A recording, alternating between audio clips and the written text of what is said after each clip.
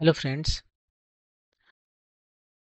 Basic math के इस series में हम लोग इंटीग्रल कैलकुलस की बात करेंगे। इसके पहले की वीडियो में हमने आपको डिफरेंशियल कैलकुलस के बारे में बताया था। कैलकुलस दो तरह के होते हैं, डिफरेंशियल और इंटीग्रल कैलकुलस। तो डिफरेंशियल ऑलरेडी बता चुके हैं, अब हम इंटीग्रल कैलकुलस के बारे में बताएंगे। ये इंटीग्रल कैलकुलस क्या है? ये इंटीग्रल कैलकुलस जो है वो डिफरेंशियल कैलकुलस का उल्टा है, रेसिप्रोकल है। तो यहाँ पर जो डिफरेंशियल कैलकुलस में जो ऑपरेशन होता है उसको डिफरेंशिएशन कहते हैं, और इसका रिवर्स हो गया, उल्टा हो गया यहाँ पर इंटीग्रेशन। तो कहने का ये मतलब है कि इंटीग्रल कैलकुलस में हम इंटीग्रेशन करते हैं, डिफरेंशियल कैलकुलस में हम डिफरेंशिएशन करते हैं। और ये इंटीग्रेशन जो है वो इसका एंटी है। इसको हम कह सकते हैं एंटी डिफरेंशिएशन भी। इंटीग्रेशन जो प्रोसेस है इसको हम एंटी डिफरेंशिएशन भी कह सकते हैं। मान लीजिए आपके पास एक फंक्शन है y इज इक्वल टू, इसको y ना लिख के fx लिखते हैं। fx is equal to x square. इस फंक्शन को यदि हम डिफरेंशिएट करें तो हमें क्या आएगा? 2 टाइम्स एक्स। इसका डिफरेंशिएशन है।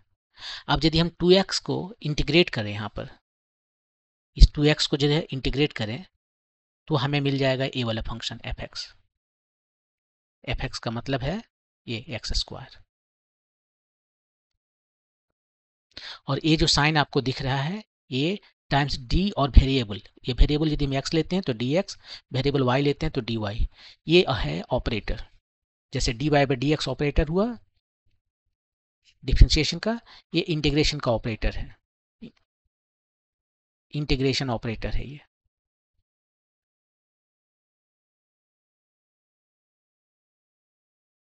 और यहाँ पर आपने देख लिया कि हम यदि और भी इसको बेहतर लिखने के लिए ऐसे लिख सकते हैं, एक्स स्क्वायर का डिफरेंशिएशन 2x है तो 2x का इंटीग्रेशन एक्स स्क्वायर हुआ। अब यदि इसको जरा देखिए, एक्स स्क्वायर प्लस 2 का डिफरेंशिएशन कितना होगा?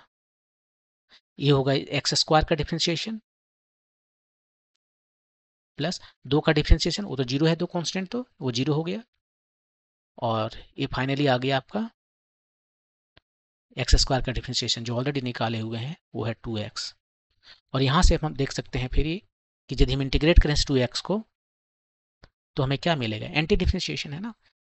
ये जो है इसका इंटीग्रेशन हमें वो फंक्शन देगा जिसको डिफरेंशिएट करके 2x लाए हैं, इसको डिफरेंशिएट करके हम 2x लाए हैं, राइट। किस फंक्शन को यहाँ पर डिफरेंशिएट किए थे? एक्स स्क्वायर प्लस 2, तब हमें ए फंक्शन आया था।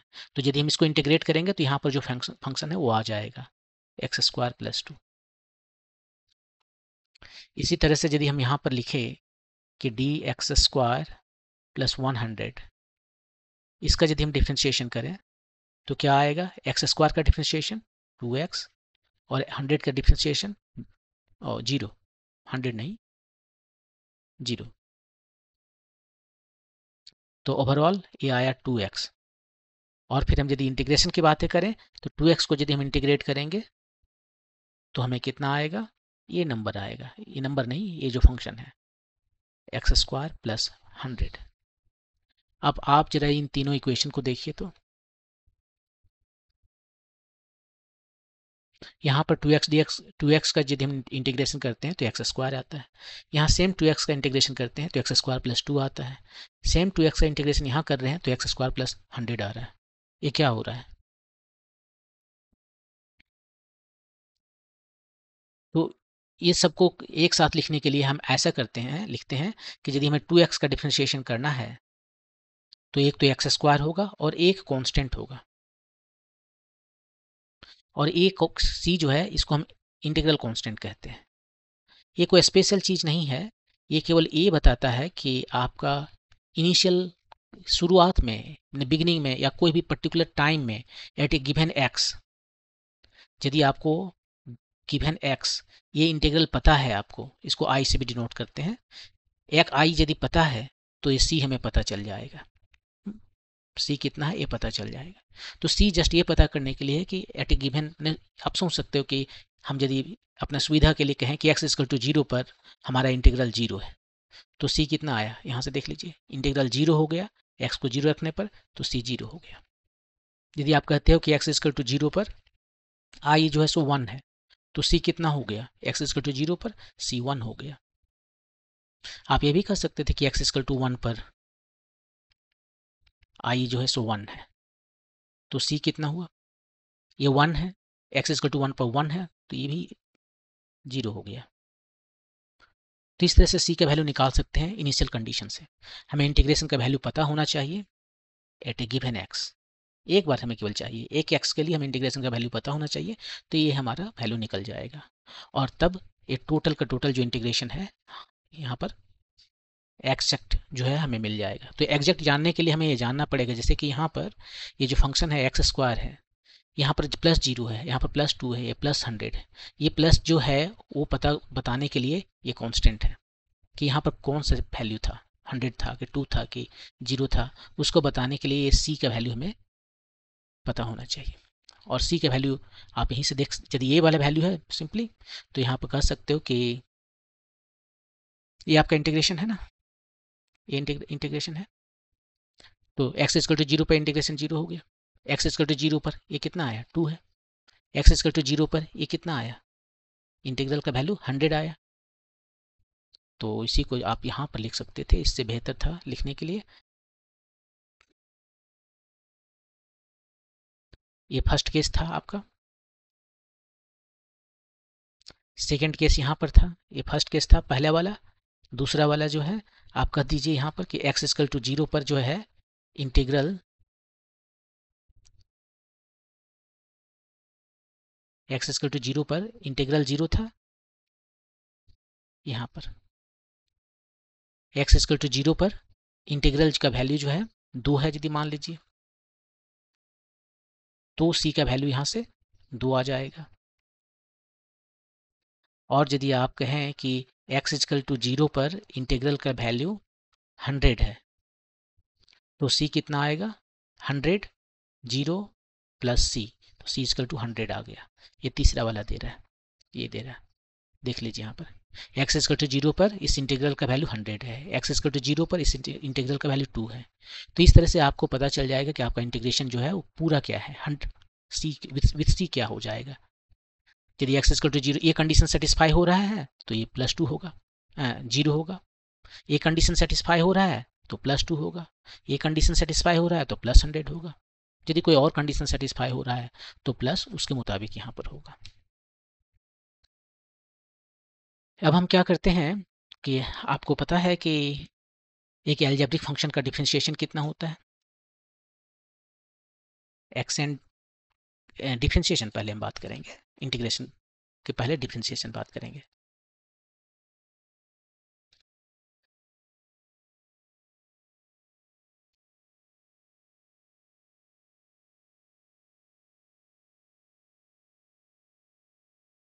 X to the power n का जो है सो डिफरेंशिएशन कितना होता है, आपने पिछला वीडियो में देखा है कि ये होता है n times x to the power n minus 1।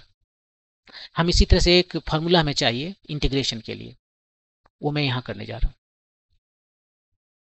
Integrate कर रहा हूँ x to the power n के लिए मुझे चाहिए, राइट। तो देखिए इंटीग्रेशन क्या है, एंटी डिफरेंशिएशन है। इस फंक्शन का इंटीग्रेशन जो है आएगा x to the power n, तो वही यहाँ पर लिख रहे हैं। ये जो पूरा का पूरा फंक्शन है n x to the power n minus 1, इसको इंटीग्रेट करेंगे तो हमें क्या मिलेगा, x to the power n.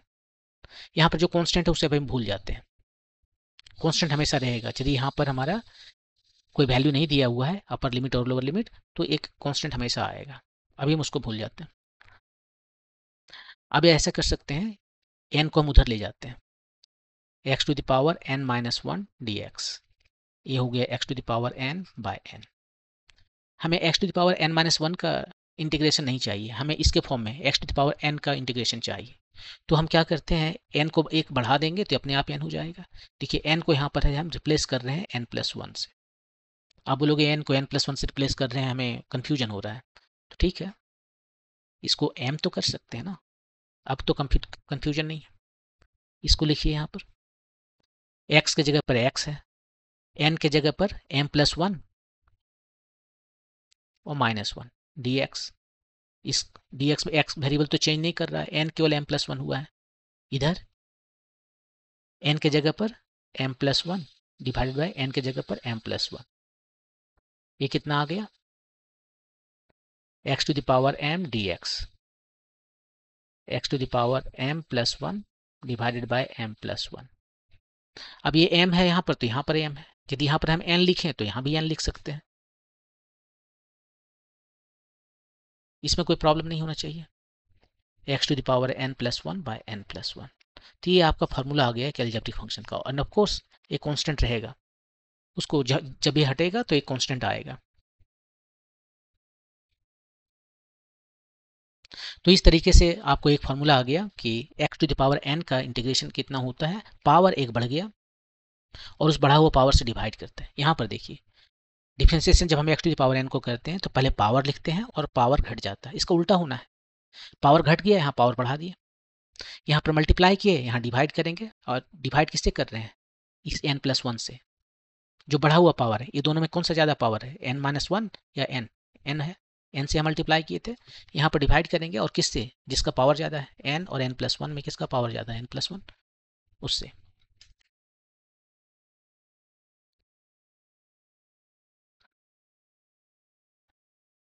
तो ये सारे जो इंटीग्रल है जिसमें कांस्टेंट आता है, इसको हम कहते हैं इनडेफिनिट इंटीग्रल।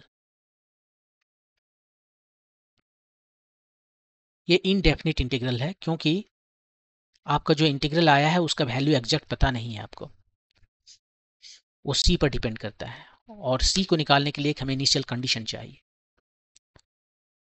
इनडेफिनिट है, देखिए आप कितने सारे जो फंक्शंस आए यहाँ पर, इसका इंटीग्रेशन भी ये है, ये भी है, ये भी इनडेफिनिट है, कौन सा है पता नहीं। और उसको पूरी तरह से डेफिनिट करने के लिए हमें एक इनिशियल कंडीशन चाहिए। तो इस तरह के इंटीग्रल को हम कहते हैं इनडेफिनिट इंटीग्रल। इसके बाद में एक दूसरा इंटीग्रल होता है जो डेफिनिट इंटीग्रल होता है। इसके बहुत सारे प्रॉपर्टी होते हैं डेफिनिट इंटीग्रल के, वो आप पढ़ोगे मैथमेटिक्स में, हम नहीं बता रहे हैं क्योंकि फिजिक्स के लिए उसका उतना ज़्यादा ज़रूरत नहीं है। तो ये डेफिनिट इंटीग्रल क्या है कि ये आपके पास कोई फंक्शन है, ठीक है, उसको हम लिमिट दे देते हैं, ए से स्टार्ट हुआ है, ए एक्स का वैल्यू है, ए से स्टार्ट हुआ और बी पर जाके टर्मिनेट हुआ, तो इसको हम कहते हैं डेफिनिट इंटीग्रल। मान लीजिए यहाँ पर जो फंक्शन हमारा है वो एफ प्राइम एक्स है। एफ प्राइम क्या है, एफ प्राइम एक्स का मतलब है हमने एक्स को डिफ्रेंशिएट कर दिया है, एफ एक्स को डिफ्रेंशिएट कर दिया है। इसको शॉर्ट फॉर्म में लिखने के लिए शॉर्ट हैंड फॉर्म है प्राइम, यहाँ लिखते हैं। एक प्राइम का मतलब है एक बार डिफ्रेंशिएट किए, दो प्राइम का मतलब है दो बार डिफ्रेंशिएट किए। और अब इसको आपको थोड़ा सा एक्सप्लेन कर देते हैं, ये दो बार डिफ्रेंशिएशन क्या है। दो बार डिफ्रेंशिएशन ऐसे है कि एक बार डिफ्रेंशिएशन किसको कर रहे हैं, डिफ्रेंशिएट एफ प्राइम को, इसको डिफ्रेंशिएट कर रहे हैं d f x by d x. अब इसको लिखने का तरीका ऐसे है कि हम यहाँ पर d2 लिखते हैं और पढ़ते भी d2 है, और नीचे dx स्क्वायर नीचे पढ़ते हैं d2 और यहाँ स्क्वायर पढ़ते हैं ऐसे, d2fx बाय dx स्क्वायर ऐसे पढ़ते हैं। क्यों यहाँ d2 लिख रहे हैं, यहाँ x2 लिख रहे हैं, क्यों नहीं यहाँ पर d2x यहाँ भी लिख दिए, d2fx बाय d2x क्यों नहीं लिखे वैसा, इसलिए क्योंकि हमें इसका डायमेंशन मेंटेन करना है। अब देखिए यहाँ पर जो है इसका डायमेंशन क्या है, एफ डबल प्राइम का। यहाँ पर जिसको एक बार यदि हम डिफ्रेंशिएट करते हैं तो x जो है एक कम हो जाता है ना, जैसे आपको वो तो पता ही है ना कि x to the power n है, इसको एक बार यदि हम डिफ्रेंशिएट करते हैं तो पावर उसका जो है सो एक से कम हो जाता है। तो मान लीजिए x हमारा जो है सो लेंथ है, तो लेंथ का पावर यहाँ कितना है, n है, और डिफ्रेंशिएट करने के बाद पावर एक कम हो गया। आप इधर LHS में देखोगे तो यहाँ पर जो है x का पावर n है और ये x जो है इसका डायमेंशन लेते हैं, ये सभी का डायमेंशन नहीं लेते। तो ये x जो है सो डायमेंशन का काम करेगा, तो ये l का डायमेंशन n और l का डायमेंशन 1 ये नीचे में है, तो इसमें से सब्ट्रैक्ट होके l का डायमेंशन n-1, दोनों तरफ का डायमेंशन जो है ln-1 है,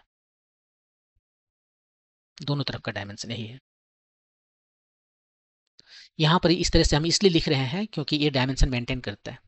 देखिए 102 बार मैंने डिफ्रेंशिएट किया, तो जो भी इस एफ एक्स का डायमेंशन है वो 2 कम हो जाएगा लेंथ में। मान लीजिए ये हमारा एक्स है, हाँ, तो उसका डायमेंशन 2 कम हो जाएगा, लेंथ का डायमेंशन कम हो जाएगा, बाकी सबका जो डायमेंशन है वो रहेगा। तो लेंथ का डायमेंशन यहाँ 2 कम हो रहा है क्योंकि 2 बार हमने डिफ्रेंशिएट किया। और इसी को यदि इसमें हमें देखना चाहिए, जो कुछ हम बोल रहे हैं कि इसका डायमेंशन जो है एफ एक्स का, ये इस पूरे क्वांटिटी का आर एच एस का डायमेंशन जो है वो एफ एक्स से 2 कम है। तो यदि हम एक्स स्क्वायर लिखते हैं तो ये एल का 2 से का डायमेंशन 2 है, तब देखिए इसे डिवाइड होकर 2 कम हो गया।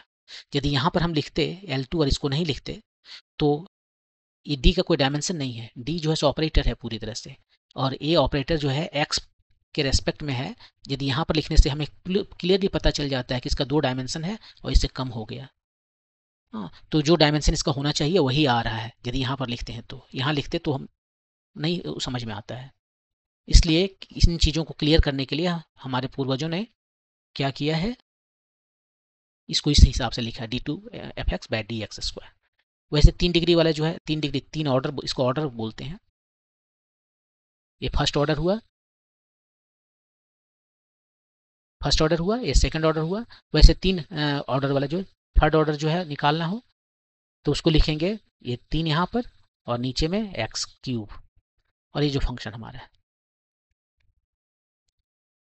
हाँ, तो मैं इधर आ रहा हूँ डेफिनेट इंटीग्रल में। मान लीजिए हमारा कोई फंक्शन एफ एक्स है, उसको एक बार डिफ्रेंशिएट किए तो आया एफ प्राइम एक्स, और उसी एफ प्राइम एक्स को यदि हम इंटीग्रेट करेंगे तो क्या मिलेगा, ये वाला एफ एक्स मिलेगा। तो हमें मिलेगा एफ एक्स प्लस कोई कांस्टेंट, राइट। अब यदि हम इस वैल्यू को यहाँ पर रख देते हैं, एक्स का वैल्यू पहले ए रखिए और फिर बाद में बी रखिए। पहले ये नहीं रखना, पहले ऊपर वाला रखना है। तो एक्स की जगह बी रखिए, एफ बी प्लस सी।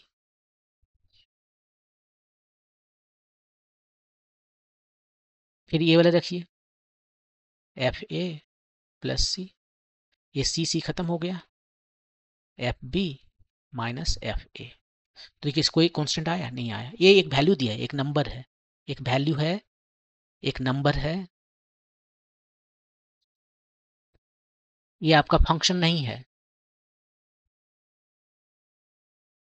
यदि ए और बी फिक्स्ड है, ये दोनों यदि फिक्स्ड है, वेरिएबल नहीं है, तो ये आपको एक नंबर मिल रहा है, ये फंक्शन नहीं दे रहा है। लेकिन यदि यहाँ पर एक्स के इक्वल टू एक्स लिख देते तब एक फंक्शन देता, और उस केस में भी सी नहीं रहता।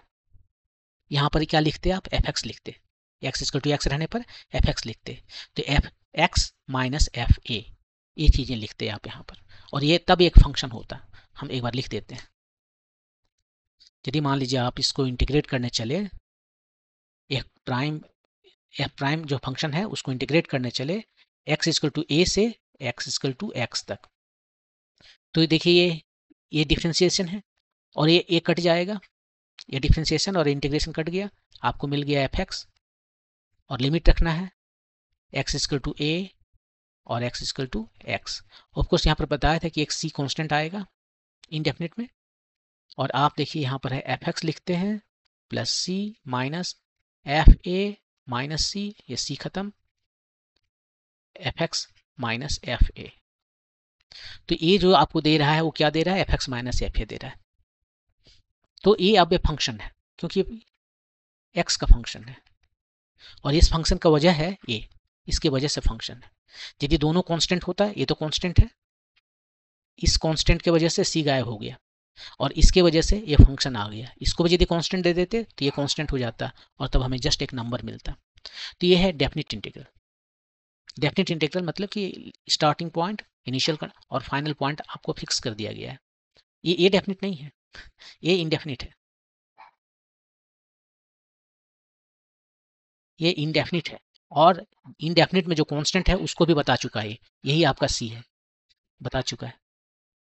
तो एक ऐसा इनडेफिनिट फंक्शन है जिसमें आपको इनिशियल कंडीशन जो सी जो है वो भी बता चुका है। लेकिन ये जो है ये डेफिनिट है कंप्लीटली, ये डेफिनिट है क्योंकि आपको एक जस्ट नंबर मिल रहा है। ओके,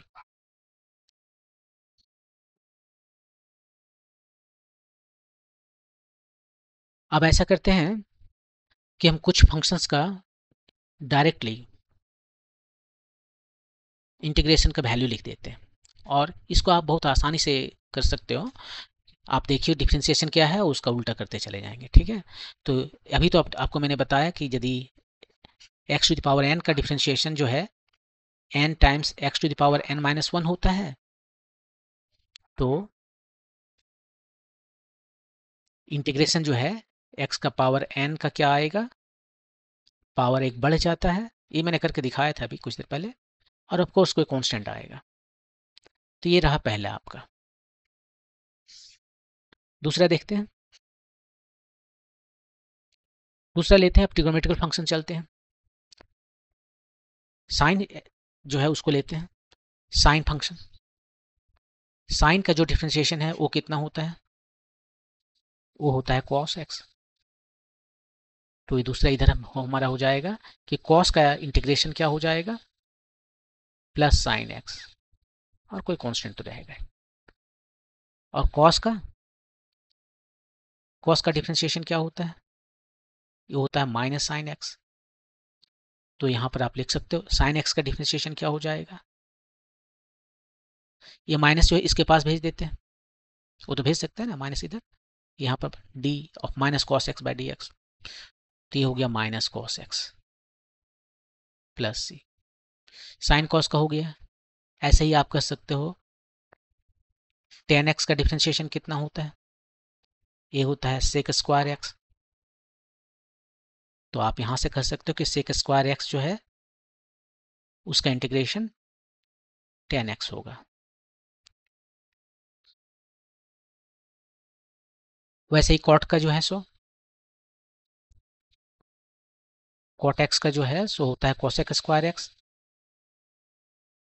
तो यहां पर कोसेक स्क्वायर एक्स का minus cosec square x, cosec square x का जो डिफरेंशियल इंटीग्रेशन जो है ये हो जाएगा, ये माइनस इधर जाके माइनस कॉट एक्स हो गया।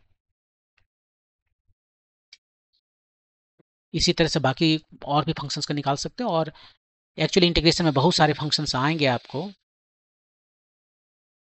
जो आपको थोड़ा लेंदी है। देखिए यहाँ पर क्या है ना, ये निकालना, डिफरेंशिएशन निकालना आसान था। इंटीग्रेशन आपको वो फंक्शन ढूंढना है जिसका इंटीग्रेशन ये फंक्शन आए, तो ये थोड़ा सा ट्रिकी है। यहाँ पर तो हम देख देख के लिख दे रहे हैं, ये इजी हो रहा है। लेकिन यदि एक आपके पास एक ऐसा फंक्शन आ गया जिसको पता नहीं कि उसका डिफरेंशिएशन क्या है, किसको डिफरेंशिएट करके फंक्शन लाया है, तो इसको निकालने के लिए अलग अलग तरीके होते हैं, और ये तब ट्रिकी हो सकता है। सब्स्टिट्यूशन मेथड है, इंटीग्रेशन बाय पार्ट्स है।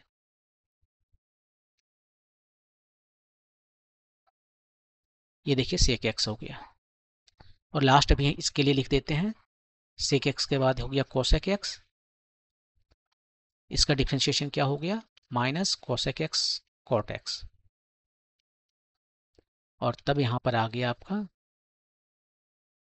कोसेक एक्स कॉट एक्स जो है उसका डिफरेंशिएशन हो गया माइनस कोसेक एक्स प्लस सी। ये सी है कांस्टेंट। इस तरह से आप ट्रिगोनोमेट्रिकल फंक्शंस के निकाल सकते हो, लेकिन ये सिंपल वाला है, और फिजिक्स में सिंपल वाला का ही जरूरत होता है। एक और है एक्सपोनेंशियल, इंपॉर्टेंट है ये एक्सपोनेंशियल है। इसका इंटीग्रेशन क्या होता है, ई एक्स प्लस सी। तो यहाँ पर नहीं, ये सी नहीं होता, ये तो फिक्स्ड है, इंटीग्रेशन में आता है। तो यहाँ पर आपका जो है सो इंटीग्रेशन ई एक्स का इंटीग्रेशन सेम, ई एक्स प्लस सम कांस्टेंट।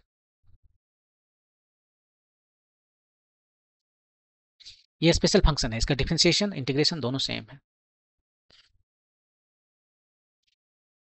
अब यदि आपके पास ऐसा आए कि यहाँ से e to the power minus x d x है, ये माइनस क्या है, कांस्टेंट हो गया, माइनस वन हो गया। तो इसको ऐसा करते हैं, ये माइनस वन लेकर हम x ले लेते हैं, ए एक्स। इसका इंटीग्रेशन बताइए।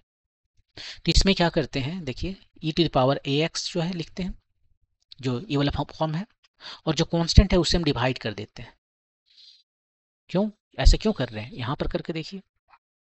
e to the power e x को यदि हम डिफ्रेंशिएट करें तो क्या आता है, इसको सबसे पहले किसके रेस्पेक्ट में डिफ्रेंशिएट करेंगे, ये फंक्शन में फंक्शन हो गया। ये जो है सो ए एक्स का फंक्शन है पहले, और ए एक्स जो है फाइनली एक्स का फंक्शन है। यहाँ पर इसके जगह पर आप y मान सकते हो, डी ए वाई हो गया। देखिए क्या दिखा रहा है, ई टू द पावर वाई का फंक्शन, एक्सपोनेंशियल वाई का फंक्शन डिफरेंशिएशन दिखा रहा है। और यहाँ पे ये कांस्टेंट है, बाहर चला गया, एक्स का डिफरेंशिएशन 1, और ये ई टू द पावर वाई का जो एक्सपोनेंशियल फंक्शन है उसका डिफरेंशिएशन क्या होता है, same e to the power y, और वाई की जगह क्या लिख दें, ये वाई होता है टाइम्स ए, और वाई की जगह यहीं पर लिख दें, वाई किसको मैंने लिया था, इसके लिया था वाई ए एक्स।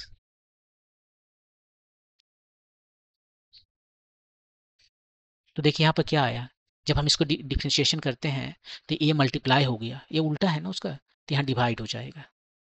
यदि आपके पास ऐसा आ जाए e to the power a x plus b, यहाँ पर डी एक्स, तो क्या करेंगे, यहाँ भी वैसे ही देख लीजिए, इसमें कुछ नहीं करना है, इसमें पहले लिखिए कि ए एक्स प्लस बी इतना आया, और ए एक्स का कोफिशिएंट, बी से कोई मतलब नहीं है, एक्स का कोफिशिएंट ये है, ए से डिवाइड कीजिए, सी है, जो बी है वो यहीं पर है। क्यों ऐसा आ रहा है, यहाँ पर भी देख लीजिए इधर से, कि पहले आप इस फंक्शन का जो है सो डिफ्रेंशिएट कीजिए, e to the power a x plus b, इसको डिफ्रेंशिएट कीजिए, देखिए पता चल जाएगा। क्या करें, सबसे पहले इसको ए एक्स प्लस बी के रेस्पेक्ट में डिफ्रेंशिएट करते हैं, ए एक्स प्लस बी के रेस्पेक्ट में, और ये जो ए एक्स प्लस बी है उसको एक्स के रेस्पेक्ट में डिफ्रेंशिएट करते हैं। फिर चेन रूल, ये चेन रूल है, तो इसको आप कह सकते हो टी, तो ये भी हो गया आपका टी, तो डी किसका, D by D T of exponential T, तो एक्सपोनेंशियल टी ही होगा टी। अब टी को हटा के ये एक्स प्लस बी लिख देते हैं, ए एक्स प्लस बी, ये डिफ्रेंशिएशन करना है ए एक्स का, ये कांस्टेंट है बाहर हो गया, और एक्स का डिफ्रेंशिएशन 1 प्लस बी का डिफ्रेंशिएशन 0, तो क्या आ गया देखिए, a times e to the power a x plus b, a से केवल मल्टीप्लाई हुआ, तो यहाँ पर ये सिंपली डिवाइड करते हैं, और कुछ नहीं करना।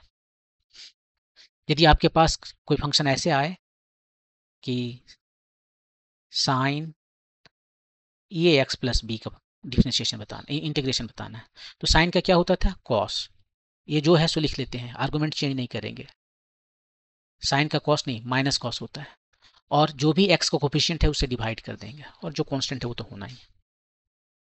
ये कैसे आता है, इधर से इंटीग्रेशन डिफ्रेंशिएशन करके आप देख सकते हो।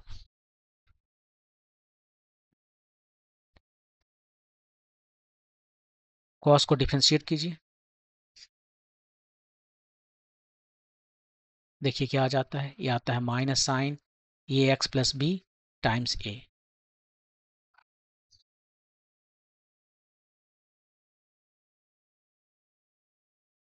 ये आता है ए टाइम्स माइनस ए टाइम्स साइन ए एक्स प्लस बी, तो साइन ए एक्स प्लस बी का जो इंटीग्रेशन है वो कितना हो जाएगा, ये कॉस, और ये यहाँ मल्टीप्लाई है, उधर जाकर डिवाइड हो गया। तो ये है इंटीग्रेशन में, इंटीग्रेशन में बनाने के बहुत सारे रूल्स हैं, लेकिन फिजिक्स में उतना ज़्यादा नहीं आता है, मैं आपको केवल एक बता देता हूँ, जो इंटीग्रेशन बाय पार्ट्स।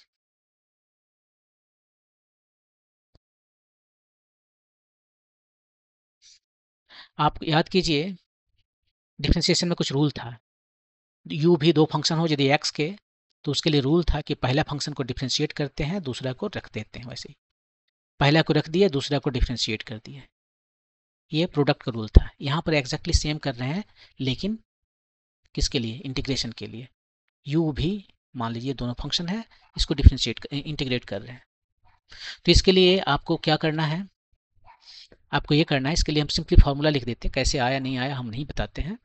इसमें लिखिए कि first function into integral of second function minus d c of first function into integral of second function, एक टोटल का इंटीग्रेशन, ये है आपका इंटीग्रेशन बाय पार्ट्स। ये से याद रखना बहुत बड़ा मुश्किल है ना, तो मैंने जो बोला था मुंह से वैसे ही याद रखिए, first function into integral of second,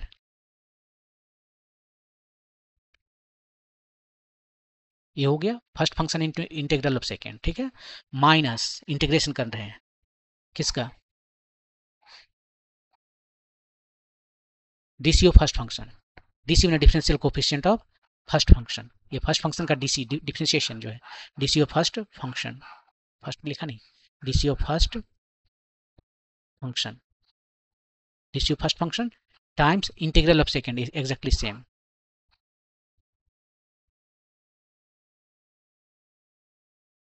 second. तो ये आपका है, ये आपको याद रखना है। ऐसा करते हैं, एक तो एग्जांपल से हम आपको इसको बता देते हैं।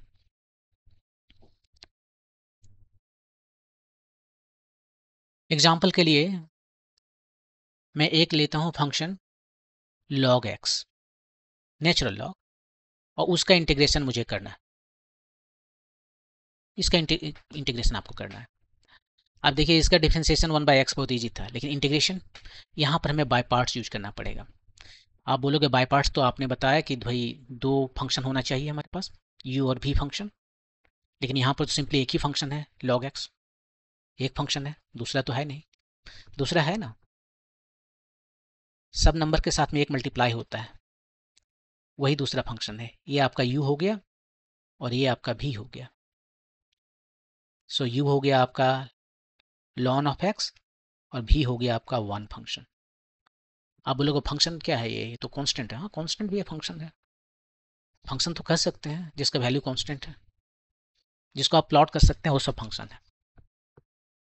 इसको भी तो प्लॉट कर सकते हैं ना, y equal to 1, v equal to 1 जो है, y इक्वल टू 1 है, ये भी फंक्शन है। तो ठीक है, अब यहाँ पर हम इस फार्मूला को लगाने वाले हैं। क्या था हमारा फार्मूला? फर्स्ट फंक्शन, देखिए यहाँ पर फिर जाकर वापस देखते हैं, first function times integral of second. तो यहाँ पर फर्स्ट फंक्शन किसको लें, इसको लें या इसको लें? क्यों मैंने इसको लिया? इसके लिए लोगों ने एक रूल बना लिया है कि वो यूजफुल होता है। वो रूल है ILATE rule, ILATE, ILATE rule है। ये इंटीग्रेशन बाय पार्ट्स में काम करता है अच्छा से। आई मतलब इन्वर्स फंक्शन, जैसे sine inverse 1। L means logarithmic function है। ए मीन्स एल्जेब्रिक फंक्शन है, जैसे x to the power 3। T trigonometrical functions है, साइन थीटा कॉस थीटा, सभी।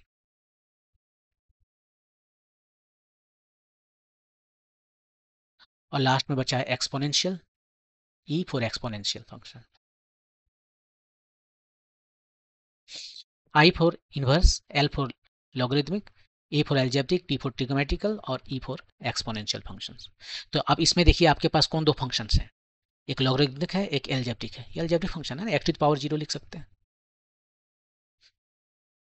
तो लॉगरिथमिक और एल्जेब्रिक है, लॉगरिथमिक और एल्जेब्रिक है, ये दो फंक्शन आपके पास हैं। तो लॉगरिथमिक को हम फर्स्ट फंक्शन लिए हैं देखिए, और एल्जेब्रिक को सेकंड फंक्शन लिए। तब बनाना इजी हो जाएगा, यदि आप इसे उलट दोगे तो बनाने में मुश्किलें आएंगी। तो एनीवे हम इसको बनाने चलते हैं। हमारा फार्मूला क्या था? First function times integral of second. तो फर्स्ट फंक्शन हमारा ln x है, कुछ नहीं करना है, चुपचाप लिख दिए। इंटीग्रल ऑफ सेकेंड, एक का इंटीग्रेशन कितना होता है? हाँ, ये गलत लिखा, एक का इंटीग्रल x होता है, लेकिन यहाँ पर हम फिलहाल लिख दे रहे हैं ऐसे, माइनस ये वाला बड़ा सा इंटीग्रेशन, राइट। इसमें दो दो टर्म लाना लिखना है। क्या लिखना है? डीसी ऑफ फर्स्ट फंक्शन और integral of second. DC of first function, ये पहला फंक्शन है, इसका डिफरेंशिएशन 1/x, और इंटीग्रल ऑफ सेकेंड, ये वाला टर्म जो है, ये कितना आएगा? dx इंटीग्रेशन x आएगा। कांस्टेंट वगैरह भूल जाइए, अभी कांस्टेंट लास्ट में लिख देंगे। तो ये कितना आ गया? ये तो x आ गया जो यहाँ ऑलरेडी लिखे हुए हैं।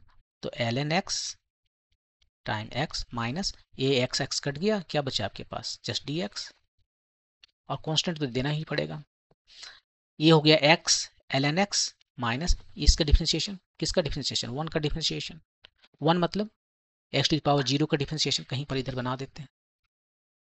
ये जो dx लिखा हुआ है, इसका मतलब लिखा हुआ 1 टाइम dx, इसका मतलब है 1 मतलब x टू द पावर 0 उसका dx। अब देखिए अलजेब्रिक फंक्शन है, क्या करेंगे? इसका पावर 1 बढ़ा देंगे, 0 है तो 0 से बढ़ के 1 हो गया, और उसी एक पावर से डिवाइड कर देते हैं। तो एक्चुअली x प्लस सी आया, राइट। सी, ये एगो सी इसके लिए आया, एगो सी उसके लिए, सब मिला के मैंने यहाँ सी लिख दिया। इसको C1 कहते हैं, C1 C2 सब मिला के सी लिख दिया। तो ये x है प्लस सी, आप इसको ऐसे लिख सकते हो, x कॉमा कर लिए, कॉमन ले लिए, ये आपका इंटीग्रेशन है। तो इस तरीके से आप निकाल सकते हो इंटीग्रेशन बाय पार्ट से। इसके बाद में हम आपको एक और चीज़ बता देते हैं जो लास्ट है, कि हमने एक इंटरप्रिटेशन दिया था, फिजिकल मीनिंग जो है,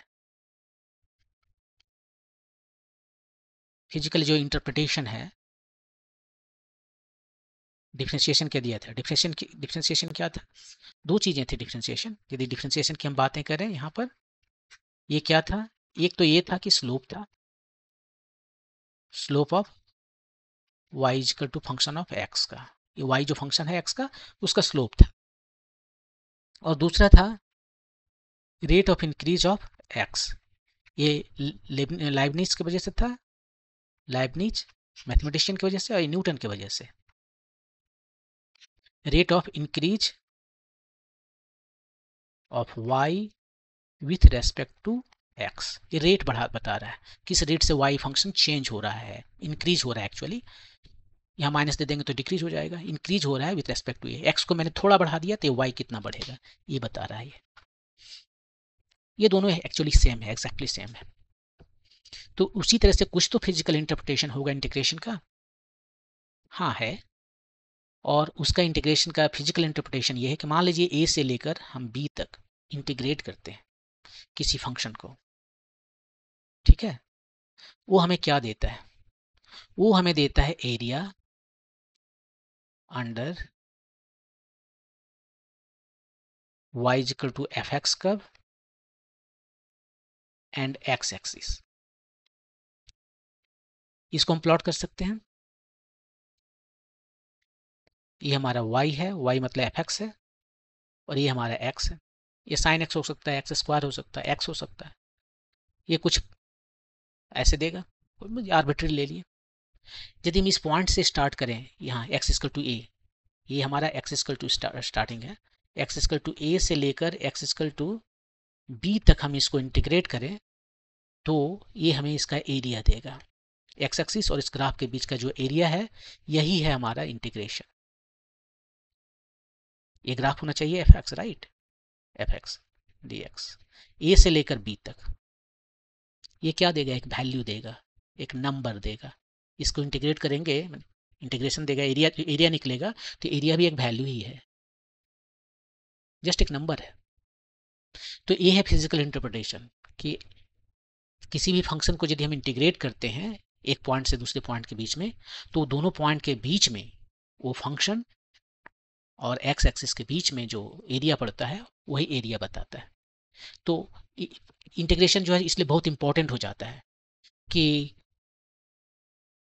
ये हमें एरिया बता रहा है, तो एरिया से निकाल कर हम बहुत कुछ निकाल सकते हैं। जैसे इसका एक एप्लीकेशन बताते हैं। अब आप मुझसे पूछ सकते हो कि अभी अभी आपने कहा कि ये जो इंटीग्रेशन है वो एंटी डिफ्रेंशिएशन है, डिफ्रेंशिएशन का रेसिप्रोकल है, उल्टा है, और आप यहाँ पर आ गए एक लेकर के एरिया है, ये कैसे आ गया एरिया, इसको हम थोड़ा सा एक्सप्लेन करेंगे, लेकिन इसके पहले हम इसका थोड़ा सा एप्लीकेशन बता देते हैं कि देखिए कितना यूजफुल होता है। यदि हम इसको एरिया लेते हैं, जो कि एरिया आएगा, हम आपको दिखाएंगे कि एरिया कैसे आता है, तो फिर आपको पता चलेगा। पहले इसको एप्लीकेशन देख लेते हैं। तो एप्लीकेशन जो है, जो हम पहला वीडियो में दिखाने का कोशिश कर रहे थे, फिर मुझे ख्याल आया कि इसमें तो इंटीग्रेशन आ गया। पहले हम निकालते हैं वही कि एक डिस्क का एरिया निकालते हैं, इंटीग्रेशन करके हम डिस्क का एरिया निकालते हैं। तो देखिए हमारे पास एक डिस्क है, ठीक है, इसका रेडियस है r, और कुछ नहीं। आपको पता है कि इसका एरिया कितना आता है, पाई आर स्क्वायर, राइट। अब हम इसको निकाल के दिखाते हैं कि पाई आर स्क्वायर कैसे आता है। हम क्या करते हैं, एक रिंग ले लेते हैं। ये रिंग तो ठीक से बना नहीं, अब ठीक करते हैं इसको। हाँ ठीक है, मान लीजिए ये रिंग हमने ले लिया, इस रिंग का रेडियस हमने ले लिया मान लीजिए x, और इसका विड्थ है dx। dx बहुत छोटा है, ये बहुत ही स्मॉल है, जीरो के करीबन जा रहा है, सोच लीजिए जीरो के करीबन जा रहा है। तो ये वाले जो सरकमफेरेंस है और ये वाले जो सरकमफेरेंस है दोनों सेम है, इसको काट के सीधा कर दीजिए, तो ये क्या बन जाएगा, ये बन जाएगा एक ये रेक्टेंगल, और इसका एरिया कितना आया, लेंथ, इसको देखिए ये लेंथ कौन वाला है, इसका सरकमफेरेंस, दोनों सरकमफेरेंस ऑलमोस्ट सेम है, तो ये जो सरकमफेरेंस इसका है 2πx, और ये विड्थ कितना है, देखिए dx लिए है ना, ये विड्थ कितना हो गया, ये हो गया dx, तो इसका एरिया कितना आया, length times width 2πx time dx। तो ये एरिया हमें मिला इस एलिमेंटल रिंग का या एलिमेंट्री रिंग का। सो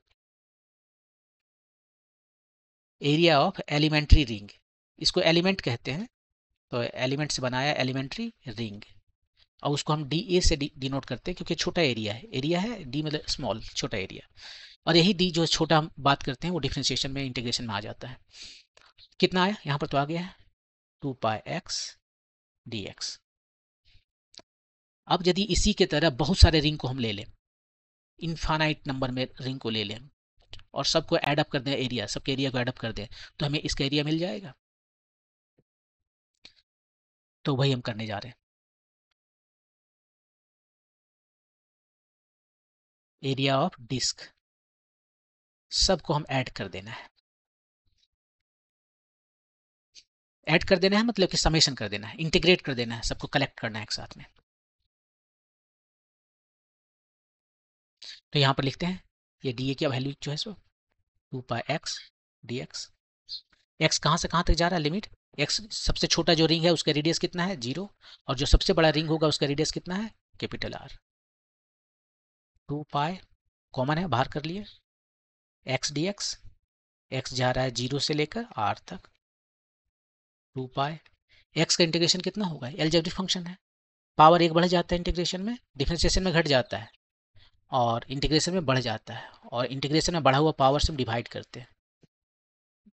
लिमिट लिखते हैं, लोअर लिमिट है 0, अपर लिमिट है R, ये दो दो तो कांस्टेंट है, कट गया, आया पाई, x का वैल्यू पहले R लिखते हैं R², उसके बाद 0 लिखते हैं, माइनस देखें 0², तो ये आ गया πr²।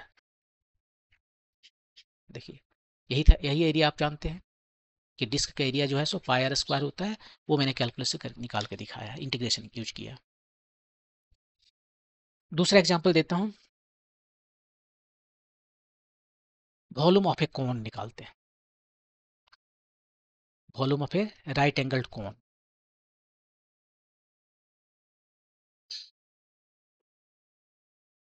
ठीक है, कोन बनाते हैं, ये मान लीजिए हमारा ये तो खराब हो गया,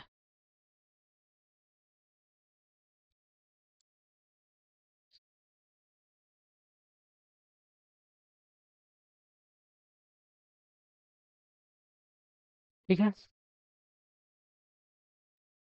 इसका जो पैरामीटर्स है, ये रेडियस जो है सो R मान लीजिए, ये जो हाइट है उसको h मान लीजिए, यहाँ पर दिखाते हैं, ये जो हाइट है वो h है, बस ये दो चीजें हैं R और h, और आपको पता है कि इसका वॉल्यूम कितना होता है 1/3πr²h, राइट। इसी को निकालना है मुझे, कैलकुलेट कर सकते हैं। क्या करते हैं, एक एलिमेंट इसमें भी लेना पड़ेगा, तो हम कंसीडर करते हैं एक एलिमेंट्री डिस्क आपकी कंसीडर करेंगे, ये आइसक्रीम है पूरा फील्ड है, ये हॉलो नहीं है, तो एक जगह यहाँ पर जो है सो इसको क्रॉस सेक्शनल लेते हैं, एक डिस्क, सोचिए इसको काट दिए यहाँ पर थोड़ा सा, तो एक छोटा सा चिप्स जैसा निकल आया, ये डिस्क है और ये इसका विड्थ है, यहाँ से मैंने मेजर करना शुरू किया, ये आया y, और इसका विड्थ कितना रहेगा तब, y के डायरेक्शन में थोड़ा सा है तो dy लेंगे, x के डायरेक्शन में रहेगा तो dx लेंगे, ठीक है। और ये चिप्स जैसा है, ये dy चिप्स का थिकनेस है, और ये कुछ इसका ये क्या कहते हैं रेडियस होगा, मान लेते हैं x रेडियस, ये हम अपने से एज्यूम कर रहे हैं, y जो है यहाँ से यहाँ का डिस्टेंस है, x इसका रेडियस है। अब इसका वॉल्यूम तो है, इस जो चिप्स आपको दिख रहा है आलू का जैसे चिप्स जो दिख रहा है गोल सा, उसका वॉल्यूम कितना है, वॉल्यूम ऑफ एलिमेंटल डिस्क, इसका जो क्रॉस सेक्शनल एरिया है मीन्स πx², ये एरिया हो गया, और इस एरिया को यदि हम मल्टीप्लाई कर दें विड्थ से तो वॉल्यूम आ जाएगा। ये जो सर्कल आप देखते हो यहाँ पर क्या है, ये सिलेंडर है। सिलेंडर का एरिया कितना है, पाई आर स्क्वायर। इसको एच से मल्टीप्लाई कर दो तो पाई आर स्क्वायर एच आता है आपका। यही वॉल्यूम है, क्योंकि ये हर जगह सेम है। यदि ये हर जगह सेम नहीं रहता तो नहीं कर पाते, नहीं तो वहाँ यहाँ पर भी कर देते ना। इसका भी तो पाई आर स्क्वायर है, इसको सीधे क्यों नहीं एच से मल्टीप्लाई कर दिए। ये नहीं होगा, ये 1/3 है, क्योंकि ये हर जगह, ये पाई आर स्क्वायर हर जगह सेम नहीं है, हर जगह सेम नहीं है। यहाँ पर हर जगह सेम है इसलिए मल्टीप्लाई कर सकते हैं। ये जो थिकनेस है डी वाई, इस थिकनेस में क्रॉस सेक्शनल एरिया हर जगह सेम है। तो वॉल्यूम ऑफ एलिमेंटल डिस्क जो है सो इतना आया। अब पूरा कौन का वॉल्यूम निकालना है, इसको स्मॉल डी भी कहते हैं। तो क्या करेंगे, सी को इंटीग्रेट कर देंगे। इंटीग्रेट कर देंगे मतलब कि ऐड कर देने सारे के सारे ये डिस्क को। इसमें जो वैरी कर रहा है वाई एक्स, किसी एक को लिखिए, वाई को लिखते हैं, मेरे लिए इजी है। वाई 0 है, यहाँ वाला डिस्क आया एकदम। वाई इजकल टू एच है तो ये वाला डिस्क आया एकदम लास्ट वाला, ये एच है। वैल्यू रखिए सबका। डी भी कितना है, पाई एक्स स्क्वायर डी वाई। ठीक है। अब एक्स वेरिएबल हमारे पास है, वाई वेरिएबल हमारे पास है, एक वेरिएबल रखते हैं, दोनों नहीं। डी वाई है, ठीक है, एक्स को वाई में कन्वर्ट कर देते हैं। आप एक्स को वाई में कन्वर्ट कर सकते हो, हाँ कर सकते हो, क्यों नहीं कर सकते। अब इसको बहुत तरीके हैं करने के लिए। आप कहोगे कि ये वाला ट्रायंगल जो है सो सिमिलर है बड़ा वाला ट्रायंगल से, तो इस रेशियो जो साइड का रेशियो सेम होता है, वहां से निकाल सकते हो। और नहीं तो आप चाहो तो ऐसे कर सकते हो कि भाई इस एंगल को हम थीटा ले लेते हैं, आप बोलोगे एक नया वेरिएबल ले आए, इजी हो जाएगा। देखिएगा, यदि ये थीटा है तो एक्स कितना हो जाएगा, ये एक्स जो है सो हो जाएगा वाई टेन थीटा। देख लीजिए टेन थीटा कितना होता है, टेन थीटा होता है एक्स बाय वाई, तो एक्स कितना आया, वाई टेन थीटा। ठीक है। और ये टेन थीटा जो है सो कांस्टेंट है, थीटा कौन फिक्स्ड है ना, तो ये फिक्स्ड है, कांस्टेंट है, वेरिएबल नहीं है, तो हम इसको बाहर कर लेंगे और बाद में उसका वैल्यू लिख देंगे। Tan theta is equal to capital R by H, बाद में लिख देंगे। ठीक है, आगे बढ़ते हैं। पाई कांस्टेंट है, बाहर कर लिया, 0 से एच तक जा रहा है वैल्यू वाई का। एक्स का वैल्यू कितना आया, वाई टेन थीटा, तो हो गया y square tan square theta, x square है और ये d y. Tan square theta बाहर कर लेते हैं,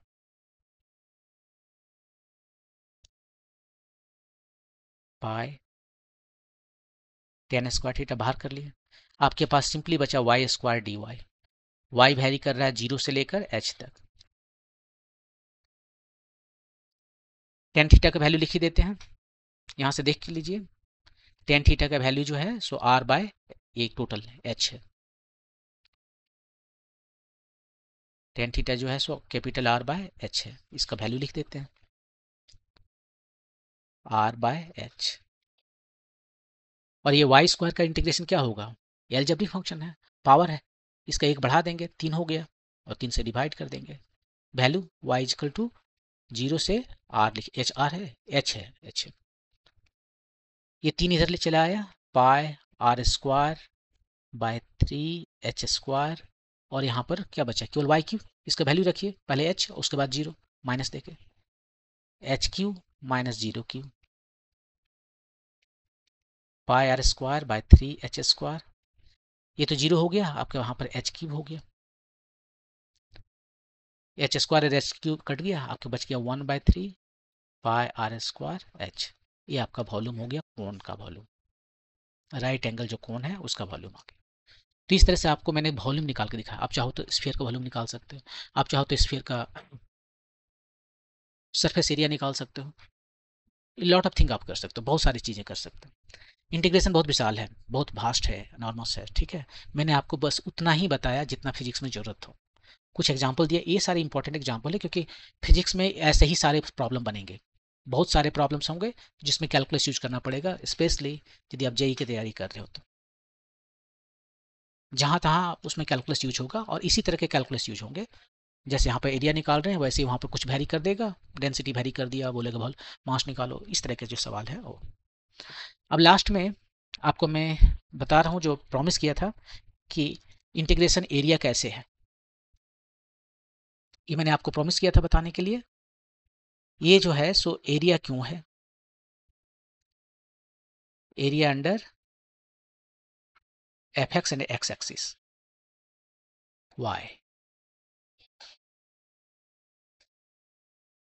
मैं इसी को आपको एक्सप्लेन करने की कोशिश करता हूँ। देखिए हम क्या करते हैं, यहाँ पर जो है सो इस एफ एक्स को हम ऐसे लिखें, एफ प्राइम कोई जस्ट एक फंक्शन है, ठीक है। या इसमें यदि आपको कन्फ्यूजन लग रहा है तो हम इसको रहने देते हैं, ऐसे करते हैं। मान लेते हैं कि हमारे पास जो फंक्शन है एफ एक्स यहाँ पर, वो किसी का डिफ्रेंशिएशन है। मान लेते हैं वो कैपिटल एक्स का डिफ्रेंशिएशन है।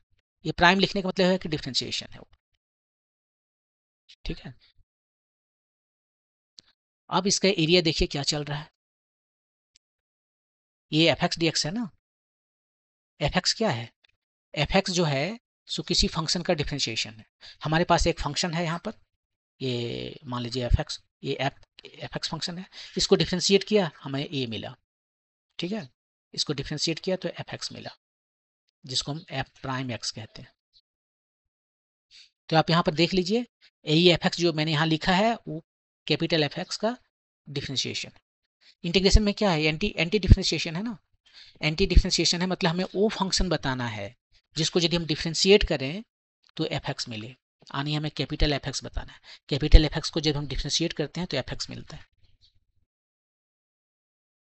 यही तो करना है ना, differentiation as an anti difference, integration as an anti differentiation है। तो उसमें क्या होता है कि हमें वो फंक्शन पता करना है जिसको यदि हम डिफ्रेंशिएट कर दें तो एफ एक्स मिल जाए। तो वो फंक्शन कैपिटल एफ एक्स मान लेते हैं कि कैपिटल एफ एक्स है, जिसको हमने डिफ्रेंशिएट किया तो मिल गया एफ एक्स। यही कैपिटल एफ एक्स में बताना है। और देखिएगा ये कैपिटल एफ एक्स जो है ये एरिया दे देता है, वही मैं दिखाने की कोशिश कर रहा हूँ। तो यहाँ पर लिखता हूँ एफ एक्स की जगह पर मैं लिखता हूँ capital F prime x, differentiation है डी एक्स। और लिमिट को क्या करूँ मैं, लिमिट बाद में रखूँगा, ठीक है। अब देखिए ये क्या है, ये जो डिफ्रेंशिएशन है ना, और डिफ्रेंशिएशन क्या होता है, रेट ऑफ इंक्रीज होता है। न्यूटन्स का statement, rate of increase of कौन सा फंक्शन है, एफ एक्स। इसी को हम ऐसे भी लिख सकते हैं ना, यदि इसमें कंफ्यूजन है ये वाला लिखेंगे, दोनों तो सेम ही है, लिखने का तरीका केवल अलग है। एफ एक्स का जो है सो रेट ऑफ इंक्रीज है, इंक्रीमेंट या जो increase of F x with x. X को थोड़ा सा बढ़ाते हैं डेल्टा एक्स, तो ये जो एफ एक्स जितना चेंज होता है वो देता है हमें ये D f x by D x, या जो स्लोप है, यही स्लोप भी है, राइट। ये स्लोप क्या देता है, rate of increase of F x देता है। स्लोप जब कहते हैं तो हम लाइबनिज की बात करते हैं, मैथमेटिशियन ऑफ जर्मनी, ठीक है। अब यहाँ पर आपको हम एक एग्जांपल से बताते हैं, उसके बाद तब क्लियर होगा। ये देखिए यहाँ पर जो इसको मैंने मल्टीप्लाई कर दिया, ये रेट है, रेट को हमने मल्टीप्लाई कर दिया डी एक्स से। रेट मतलब क्या, यदि उसमें थोड़ा सा चेंज हो तो ये कितना चेंज देगा वही बताएगा ना। एक यूनिट चेंज पर ये हमें देता है D F by D x. D x unit change पर ये सिंपली एफ एक्स देगा, एक्चुअली डेल्टा एफ एक्स देगा, ये डेल्टा एफ एक्स देगा ये चेंज पर, और ये मुझे इंटीग्रेट करना है। ये जो है यहाँ इसको एक एग्जाम्पल से क्लियर होगा। देखिए हम क्या करते हैं, दो फंक्शन लेते हैं, अब फंक्शन भी रियल वाला ले लेते हैं। हमने जो फंक्शन है कैपिटल एफ एक्स जो हमारा है वो मैं ले रहा हूँ एक्स स्क्वायर, ऐसे रहा, राइट। और ये जो एफ एक्स है स्मॉल एफ एक्स वो इसका प्राइम प्राइम है, प्राइम मतलब डिफ्रेंशिएशन है जो कि 2x है। तो 2x को प्लॉट कीजिए यहाँ पर, 2x, ये तो दो लाइन हो गया, तो फिर से बनाता हूँ लाइन को।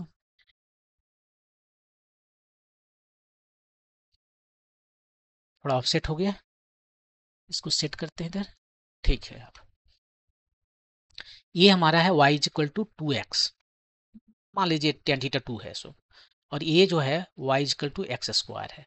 यही हमारा कैपिटल फंक्शन है कैपिटल एफ एक्स।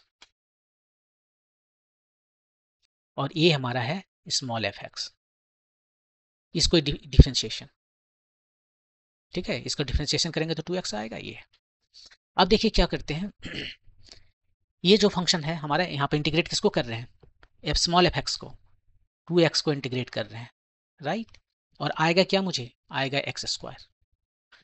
या आप यहाँ पर आइए, इसको इंटीग्रेट कर रहे हैं, ठीक है, इंटीग्रेट कर रहे हैं हम, अभी भूल जाइए इंटीग्रेट कर रहे हैं, हम एरिया निकाल रहे हैं। ये जो है आप क्या देख रहे हैं, स्लोप है, और ये डेल्टा एक्स है। ये जो स्लोप है, स्लोप मतलब टेन थीटा है, या रेट है, जो भी आप कहें, delta y by delta x है।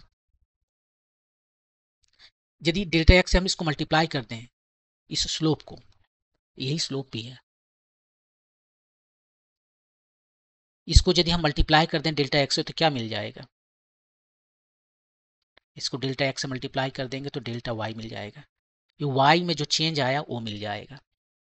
तो सिंपली यदि हम यहाँ पर जो कर रहे हैं, इसका जो एफ एक्स है, एफ एक्स, या फिर आप इसको ऐसे कहो एफ प्राइम एक्स, इसको यदि हम डेल्टा एक्स से मल्टीप्लाई करते हैं, और इंटीग्रेशन में जो आपको नजर आ रहा है यहाँ पर ये डी एक्स, वो डी एक्स है क्या एक्चुअली, डी एक्स तो डेल्टा एक्स ही है, हाँ, where in limiting case delta x tends to 0, उसी को डी एक्स कह रहे हैं। बहुत छोटा जब डी एक्स रहेगा ना तो हम उसको डी एक्स कहते हैं, डेल्टा एक्स रहता है बहुत छोटा तो डी एक्स कह रहे हैं। तो इसको मल्टीप्लाई करने पर हमें क्या मिलता है, ये वाला मिलता है डेल्टा वाई। डेल्टा वाई मतलब, डेल्टा वाई का मतलब है वाई फंक्शन में जो है जो चेंज आया, और वाई फंक्शन क्या है इधर,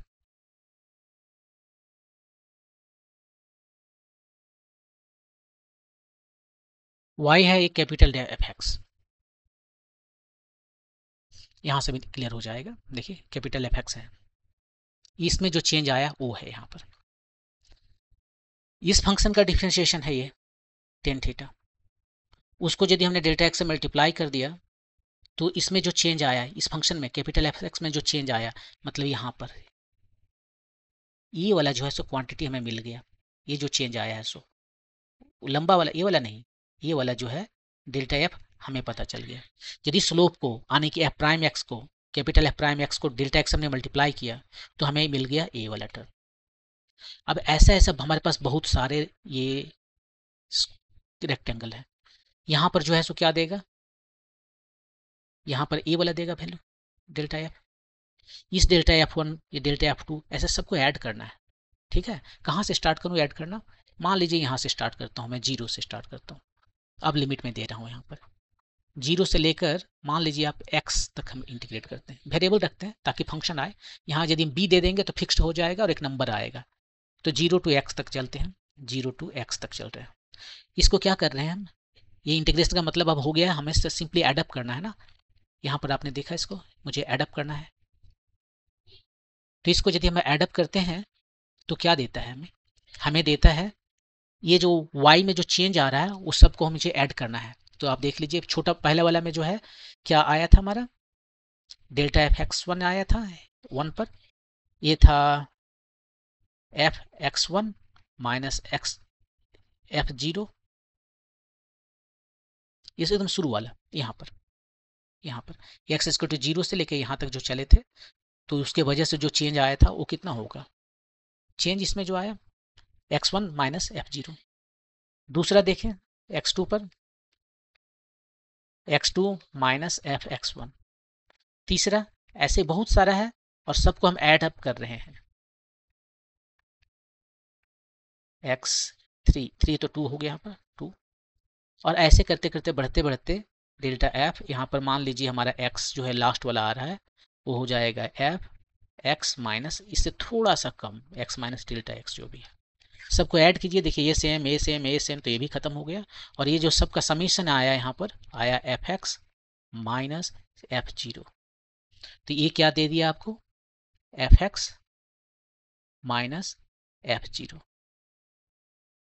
यही फंक्शन तो पता करना था ना आपको, इसको इंटीग्रेट करने पर क्या आना चाहिए था, एफ एक्स आना चाहिए था, और ये कैसे आया, सम करने पर, सम मतलब इंटीग्रेट करने पर, यहाँ जो इंटीग्रेट ये एरिया निकाल रहे हैं तो सम करने से एरिया ही तो निकल रहा है ना, जितना भी आपको नजर आ रहा है ये सारे चीजें यहाँ पर उस सबको हम ऐड अप कर रहे हैं, तो एरिया ही तो है सबका, ये एरिया है, उस एरिया को इस एरिया से एडअप किया, इस एरिया से एडअप किया, सबसे एडअप करते चले गए तो सारे एरिया को यदि हम एडअप करते हैं तो हमें मिल जाता है ये वाला term F x minus F zero. तो इसलिए हम एरिया निकालते हैं एफ एक्स और एक्स एक्सिस के बीच में, वो हमें इसका इंटीग्रेशन दे देता है। एफ एक्स उस फंक्शन को बता देता है जिस फंक्शन को डिफ्रेंशिएट करने के बाद में हमें ये स्मॉल एफ एक्स आया है। तो इसलिए ये बहुत ही पावरफुल टूल है कि हम इसको सिंपली इंटीग्रेट कर दें इस फंक्शन को, तो हमें वो फंक्शन मिल जाता है जिसको डिफ्रेंशिएट करके ये फंक्शन आया है। तो इसमें हम इतना ही बताएंगे, और नेक्स्ट वीडियो से जो है हम फिजिक्स स्टार्ट कर देंगे बताने के लिए, और जहाँ भी आएगा इंटीग्रेशन वगैरह वो वहीं पर डील करेंगे। मुझे लगता है कि हमने आपको एनफ बता दिया है, मोर देन एनफ बता दिया है मैथमेटिक्स, जो फिजिक्स स्टार्ट करने के लिए एनफ है। तो ठीक है, नेक्स्ट वीडियो में मिलते हैं जहाँ पर हम लोग डिस्कस करेंगे फिजिक्स को। Thank you.